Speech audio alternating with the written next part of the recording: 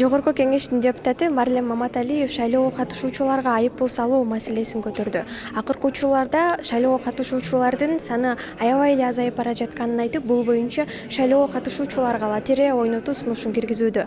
Буга депутаттардын сунушу кандай? Мындай да, явканы кантип алып келебиз, кантип жарандарды ушул шайлоого байрамга келгендей кылабыз деген маселе туулатпайбы? Ооба, штраф кылсак болот. Бирок штрафка бүгүн адамдар чыдайбы? Чыдабайт. Аны дагы айтат, мына штраф кылып атасыңар, башка кылып атасыңар деп дагы көп туура эмес нерсе айтылып калышы мүмкүн да. Анан барбай койгон элдерди кантип жазалайбыз, канча штраф менен жазалайбыз, эл кантип кабыл алат. Ошондуктан биз стимул кылалы дедик эле, стимул катары. Анан дагы бир нерсе бар, артынан дагы бир мыйзам келип атат.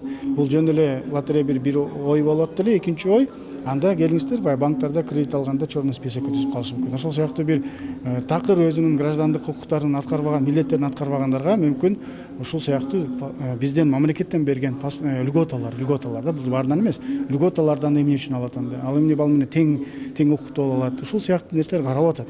Биз бир гана лотерея эле эмес, башка жактарын да карап атабыз да. Биздин эң негизги максат ошол адамдарыбызды, элдерибизди алып келип жакшынакай кылып шайлоого алып келели деп атабыз. Анан бир блогер торговый центрде бир iPhone ойноп туруп атса, жаштардын баардыгы ошол жерге чогулуп барат. Шайлоого бар десең барбайт да. Макул, андай силерге ушундай нерсе керек болсо, келиңиздер, анда ушул нерсе аркылуу кызыктырайлы деген эле гана сунуштардын бири. Бирок бул эми коомдук да карап көрөбүз, элге жакса кабыл алабыз, жакпаса кабыл албайбыз аны. Лотерея бюджетке таасирдел этпейт.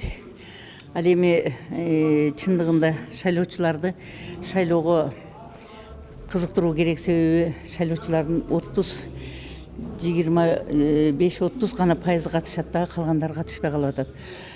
Бул ошо шайлоого болгон ишенимдин жоктугунан жана шайлоо канчалык таза өтөт деген менен таза өтпөй ал жерде элдин ишеними кетип калганда, ошон үчүн шайлоого көпчүлүгү кызыкпайт. Эгерде чындап жанагындай эл ошо шайлоодон элге иштей турган, чындап мынандай бир элге жардам тие турган, элдин көйгөйлөрүн чече турган, элдик маселелерди көтөрүп чыгып, элдик жанагындай бир жакындан жардам бере турган депутаттар шайлана турган болсо, анда эл өзү эле чыгып, өздөрү эле жада калса өздөрү уюштуруп чыгып, мына баланы шайлайлы, ушул бизге аябай жакшы жардам берет деп чыгышмак да. Мына ушул бул мыйзам долбоорун колдойсузбу сиз? Мен бул мыйзам долбоорун колдойм, себеби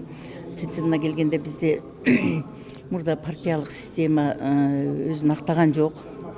Анда партиялык жанагындай коррупциялык иштер да болуп кетти.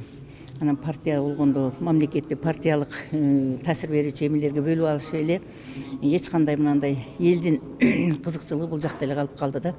Ал эми азыр ошо жанагы эме болгондо көп мандаттуу жанагындай эме болуп атпайбы, мажоритарный болгондо бул жерде мына партия бир гана өкүл бере алат, калганы аялдар бир эме.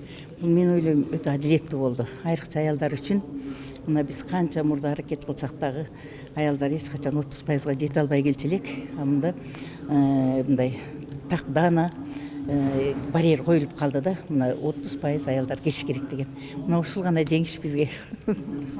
Бул сунуш жаңы эмес, мен дагы буну айткам. Негизи бир топ эле депутаттар буну колдойт. Менимче бул совет дорунда дагы ушундай болгон. Азыр кылсак дагы кичине стимул болуп калат. Менимче көбүнчө, конечно, келбейт, 100% келбейт шайлоочулар. Но бирок хотя бы уже 50-70% ушундай келип баштайт да. Өзгөчө жаш шайлоочулар.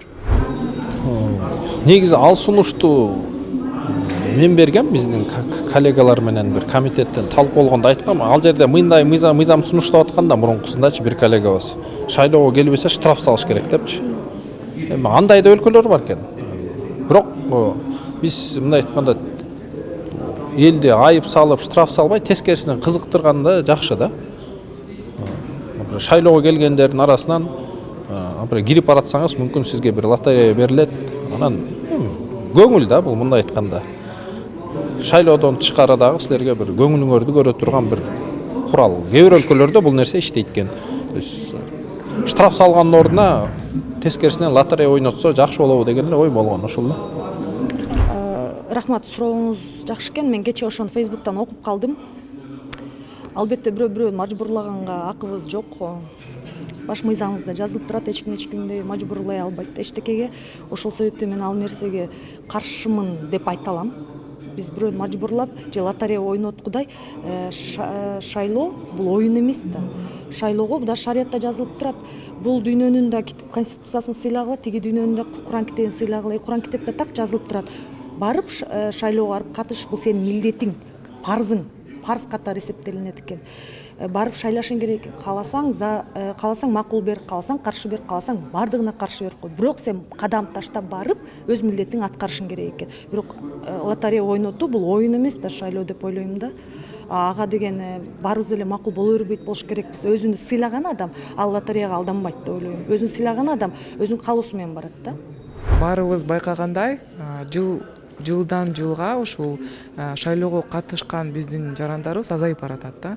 Бул бир жагынан өтө жаман көрсөткүч. Анан ошол эле учурда коллегаларым айтып кеткендей, бирдеме ойнотулса, анда мындай көбүрөөк мындай кызыгып барышат да. Мен ойлойм, балким бул чындап эле жакшы стимул болот. Анткени көбү ишенбей калды да, мындай баары бир кандай десем, подкуп көбүрөөк болуп, ушул добушту сатып алуулар көп болуп, биздин маселелерибиз баары бир чечилбейт деген бир көрүнүштөр пайда болуп баштады да. Бул ооба ал деле бар. Эмне үчүн? Анткени жылдан жылга көрүп атабыз, ушул жок дегенде ар бир шайлоодо подкуп боюнча бирөө дистанциядан чыгат да, мындай айтканда. Ошол эле учурда жылдан жылга биздин жарандарыбыз активдүү болбой, ушул жарандык позициясын билдирбей, шайлоого барбай, жана өзүнүн мындай жок дегенде кызыгып, кимди колдошуң керек, ким татыктуу деп даже изденбейт. Эмне үчүн? Анткени мындай ишенбей калышты да. Бирок ал ишенимди мен ойлойм баары бир ушул аттанган жарандардан ушул колдой турган талапкер баары бир табылат. Анткени беш кол тең эмес, бардыгы ар кандай. Мен ойлойм ушул колдой турган талапкерлер баары бир табылат. Азыр ошону мыйзамдын демилгечилери карап атышат. Марлен Абдрахманович Маматалиевди айтпады. Балким квартира беребиз, балким машина беребиз. Кудайга шүгүр азыр ипотечный квартира салып атабыз. Кудайга шүгүр өзүбүздүн машина чыгарып атабыз сокулукта.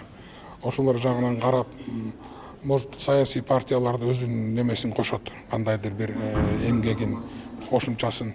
Негизи шайлоочуларды алып келишибиз керек да.